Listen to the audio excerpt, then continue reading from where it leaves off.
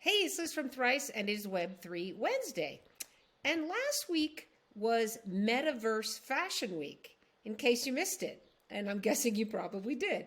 It was a 4-day event, and this year it was held across several different metaverses, or if you prefer, metaversi, including Decentraland, Spatial, and Over the Reality.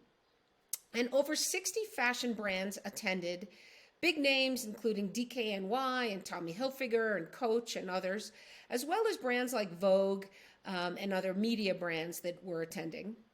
And about 50,000 people showed up.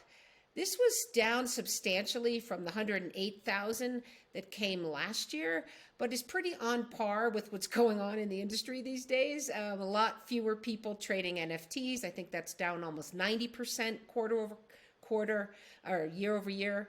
And, just in general, people being a little bit more skeptical of the space.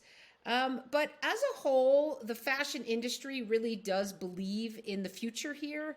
Right now, digital fashion is about a $500 million industry, and that's expected to go up to about $5 billion, within the decade of 2021 to 2031. We're all going to have a pretty in-depth digital closet for that to happen, so remains to be seen. But in the meantime, these brands are really building for the future. They're not really making much money on this now as a whole group. There are a few brands that are doing pretty well, Adidas being one of them. And they, in particular, gave away 5,000 of these Wallrunner jackets. You can see it in the image here on screen. And they also sold hoodies, virtual hoodies, in this particular case, to anybody who was in there, from $35 to about $8,000 for a Bored Ape Yacht Club collab hoodie. Of course, this was a pink hoodie, and it had little ape heads as the iconic Adidas stripes. But, giving away the 5,000, they gave those to existing NFT holders as a way to kind of thank their community. And that's part of the deal here is they're trying to build long-term relationships, not just sell things, but also, have the next generation of people who are really going to probably spend more time in the metaverse.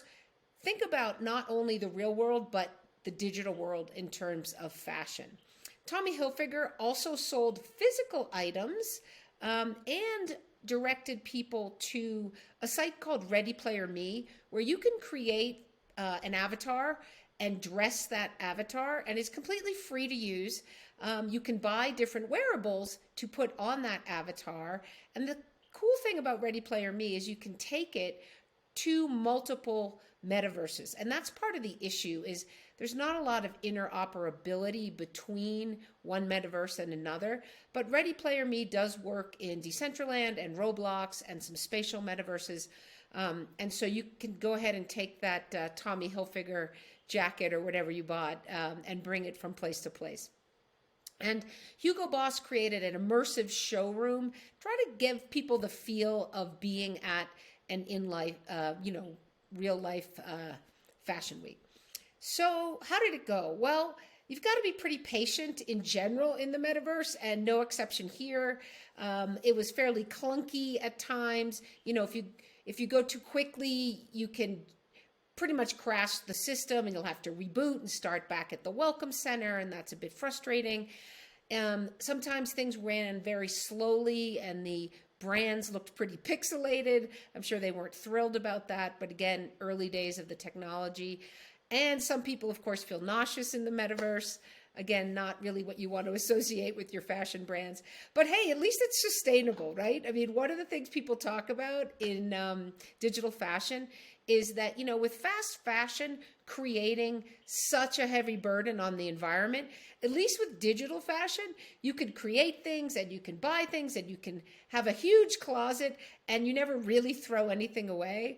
And in general, blockchains are becoming much more energy efficient.